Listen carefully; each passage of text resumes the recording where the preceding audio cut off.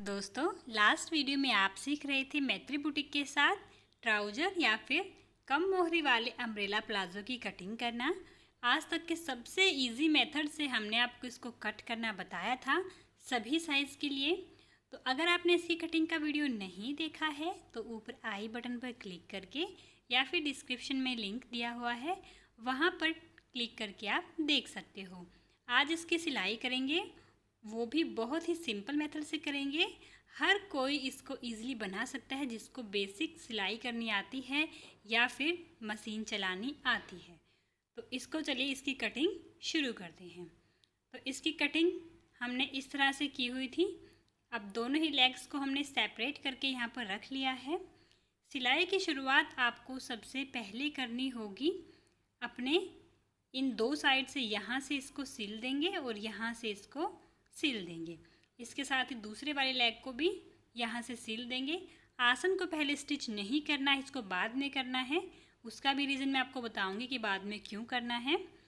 तो यहाँ देखिए, हमने दोनों ही साइड, ये वाली भी और दूसरी वाली भी, दोनों ही पैर की इसको सिलाई लगा दी है 0.75 का मार्जिन रखते हुए। ये दोनों ही लेग्स हमारे इस तरह से तैयार हो गई हैं। अब आपको क्रोच एरिया यानी कि आसन को ज्वाइन करना है। उसके लिए अपने एक लेग को आपको सीधा करके रख लेना है और दूसरे वाले को उल्टा ही रखना है। सीधे वाले का आसन वाला हिस्सा ऊपर की तरफ होना चाहिए और इसको अब इस तरह से फोल्ड करते हुए आपको इसमें डाल देना है। डाल देने के बाद ऊपर जो आसन है इन दोनों के, उनको आपको मिलाना है। तो यहाँ पर ये आसन है, इनको आपस में मिला दीजिए और जो दोनों की ही जॉइंट हैं, जॉइंट्स को भी आप यहाँ अच्छे से मिला दीजिए। अगर आप इस तरह से क्रोच एरिया ज्वाइन करेंगे तो आपका प्लाजो बीच में से उठेगा नहीं और यहाँ से पूरे में आपको सिलाई लगा देनी है। यही कारण था क्रोच एरिया को बाद में ज्वाइन करने का। तो यहाँ पर देखिए, डबल स्टिचिंग हमने इसमें लगा दी है। डबल स्टिचिंग ही आपको क्रोच एरिया में लगानी चाहिए। अगर हम आपको इसको सीधा करके दिखाएं तो ये कुछ इस तरह से आपको दिखेगा। बहुत ही इजीली हमने इसको ज्वाइन कर लिया है। अब नेक्स्ट स्टेप हमारा होगा ऊपर जो फोल्ड है वो लगाना है। स्टिच करने के बाद देखिए, आधा तो हमारा ये इसी में स्टिच हो गया है, सिर्फ 2 स्टिचिंग में ही। अब आपको फ्रंट पार्ट लेना है और डार्ट यानी कि प्लेट्स डालनी है। प्लेट्स के लिए हमने मार्किंग कर दी थी कटिंग में ही, 8 इंच पर ये मार्किंग हमने की थी। इसको आपको इस तरह से पकड़ना है, ऊपर से आधा इंच आपको इसमें दबाव में लेना है और यहाँ से सिलाई लगा देनी है। सेम जो दूसरी वाली प्लेट है वो भी आपको इसी तरह से डाल देनी है। तो यहाँ पर देखिए, दोनों ही प्लेट्स हमने डाल ली हैं और आधा आधा इंच का हमने इसमें अंदर की तरफ मार्जिन छोड़ा है। तो ये हमारा हो जाएगा फ्रंट पार्ट। अब ऊपर जो 2 इंच एक्स्ट्रा हमने लिया था इलास्टिक के लिए, उसको फोल्ड करना होगा पहले इस तरह से और फिर एक बार और फोल्ड करके चारों तरफ यानी कि पूरी गोलाई में आपको सिलाई लगानी है। आगे आपको थोड़ा सा पोर्शन छोड़ देना है बिना सिला हुआ, क्योंकि उसमें से हम इलास्टिक को डालेंगे। बिल्कुल जैसे सलवार का नेफा आप मोड़ते हो उसी तरह से इसको फोल्ड करना है। देखिए, ये यहाँ पर फोल्ड हो चुका है और हमने यहाँ पर थोड़ा सा पोर्शन यहाँ पर छोड़ दिया है जहाँ से हम इलास्टिक को डालेंगे। अब आपके सबसे बड़ी प्रॉब्लम होती है कि आपको इलास्टिक कितनी लेनी चाहिए, कितने साइज़ के लिए। तो उसके देखिए, हमने यहाँ पर इलास्टिक को लिया है 26 इंच, क्योंकि हमारा जो हिप साइज़ था कटिंग के टाइम आपने देखा होगा वो था हमारा 36 इंच। यानी कि जो भी आपका हिप साइज़ है उससे 10 इंच कम आपको ले लेना है। सभी के लिए सेम मेथड रहेगा। हिप साइज़ में से 10 इंच माइनस कर दीजिए, जो भी आए वो आपकी इलास्टिक की लेंथ हो जाएगी। बहुत ही सिंपल था। अब इस तरह से आलपिन लेंगे, एक किनारे पर से इस तरह से आलपिन को क्लोज कर दीजिए और जैसे हम अपने सलवार में नाड़ा डालते हैं सेम उसी तरह से आपको इस इलास्टिक को भी पास कर देना है। आलपिन की मदद से ये बहुत ही इजी हो जाएगा। इलास्टिक डालने का ये मेथड सबसे आसान मेथड है। कोई किसी ने अगर फर्स्ट टाइम इलास्टिक डाल रहे हो आप, तो भी आप इस मेथड से इजीली इलास्टिक डाल सकते हो, क्योंकि इसमें आपकी बहुत ही आसानी होती है। इस तरह से आगे चलते जाएंगे और सेम जैसे नाड़ा डालते हैं इसको पूरे में डाल देना है। ध्यान रखिए जो आलपिन आप ले रहे हो थोड़े बड़े साइज़ की ही हो। छोटे साइज़ के आलपिन कई बार इसमें अंदर ही खुल जाती है और वो आपको दिक्कत दे सकती है। तो इस तरह से पूरे में इसको हमने यहाँ पर डाल दिया है। अब आलपिन को खोलेंगे और दूसरी साइड डाल करके बंद कर देंगे। ऐसा हमने इसलिए किया ताकि हम पूरे पोर्शन में जो चुन्नटें बनी हैं उसको इक्वल कर सकें।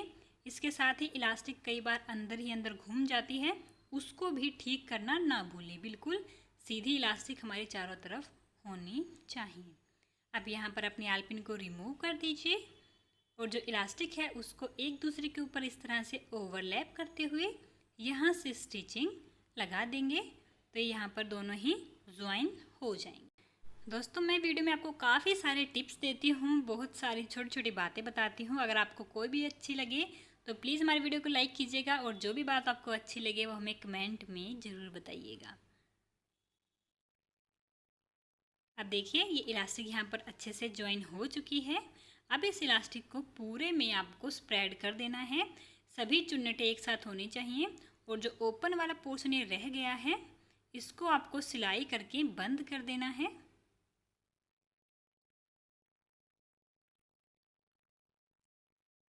ध्यान रखें अब ये सिलाई आप करेंगे तो आपकी सिलाई इलास्टिक के ऊपर नहीं होनी चाहिए, सिर्फ फैब्रिक के ऊपर आपकी सिलाई यहाँ पर होनी चाहिए।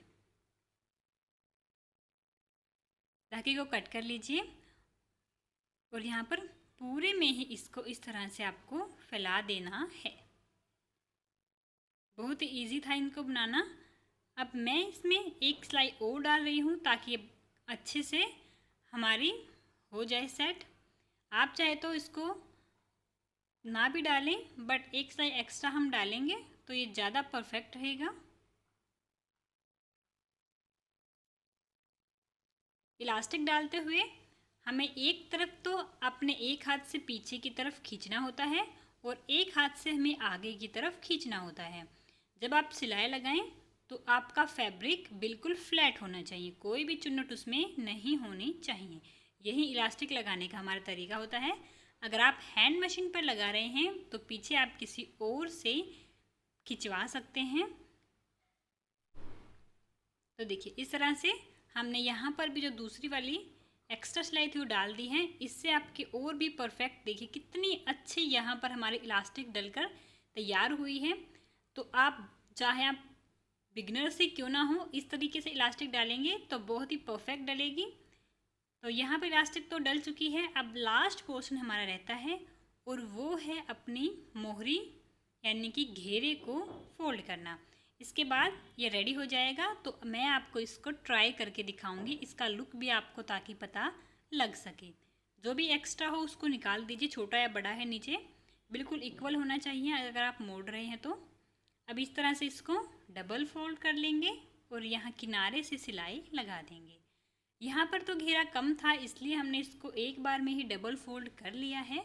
अगर घेरा ज़्यादा होता तो हमारे चांसेस होते हैं यहाँ पर चुन्नटें पड़ने लगती हैं, तो उस टाइम आपको पहले इसको सिंगल फोल्ड करना होता है, फिर आपको इसको एक बार और फोल्ड करना होता है।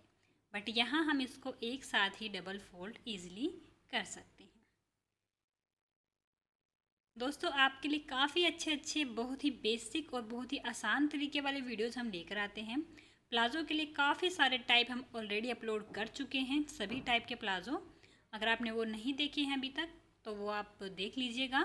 इसी तरह से उनको भी पूरी एक्सप्लेनेशन के साथ बताया गया है। साथ में सभी टाइप की सलवार भी बताई गई हैं। चैनल पर नए हैं तो हमसे जुड़ सकते हैं अगर आपको हमारा काम पसंद आता है तो यहाँ पर हमारा घेरा फोल्ड हो चुका है।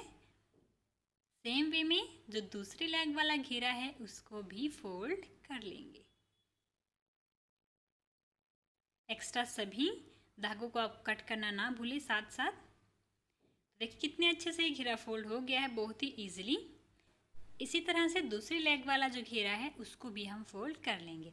और फाइनली यहाँ पर हमारा प्लाजो ट्राउज़र या फिर अम्ब्रेला प्लाजो बनकर तैयार हो चुका है। बहुत ही अच्छी फिनिशिंग यहाँ पर आई है, आपको दिखाई दे रहा होगा। बहुत ही परफेक्ट यहीं पर लग रहा है, दिखने में ही आपको पता चल गया होगा कितना अच्छा इसका लुक आने वाला है। बहुत ही मेहनत से आपके लिए इसको वीडियो को हमने तैयार किया है, पूरा कटिंग स्टिचिंग सब कुछ। तो आप प्लीज़ इसको अपने दोस्तों के साथ शेयर ज़रूर करें। अभी हम इसको आपको एक बार ट्राई करके भी दिखाएंगे ताकि आपको पता लग सके एग्जैक्ट इसका लुक क्या है। ना तो आपका ये बीच में से फोल्ड होगा, ऊपर की तरफ चढ़ेगा, और ना ही साइड से गिरेगा। तो अंदर की तरफ आप इसमें छोटे छोटे कट लगाना ना भूलें आसन वाली सिलाई पर, इससे ये और भी ज़्यादा परफेक्टली आप इसको बना पाएंगे। तो दोस्तों पहनने के बाद आप देख सकते हो इस ट्राउज़र ने हमें कितना परफेक्ट लुक दिया है। बहुत ही प्यारा लगा ये पहनने के बाद। कुर्ते या फिर डेली वेयर के लिए आपको इसको ट्राई कर सकते हैं। ना ही तो ये बीच में से यहाँ पर उठ रहा था और ना ही साइड से झोल दे रहा था। बहुत ही इजी था इसको बनाना। तो आपको वीडियो पसंद आया है तो प्लीज़ लाइक कर दीजिएगा, चैनल पर नहीं तो सब्सक्राइब करना मत भूलिएगा। चलिए मिलते हैं दोस्तों नई वीडियो में, बाय।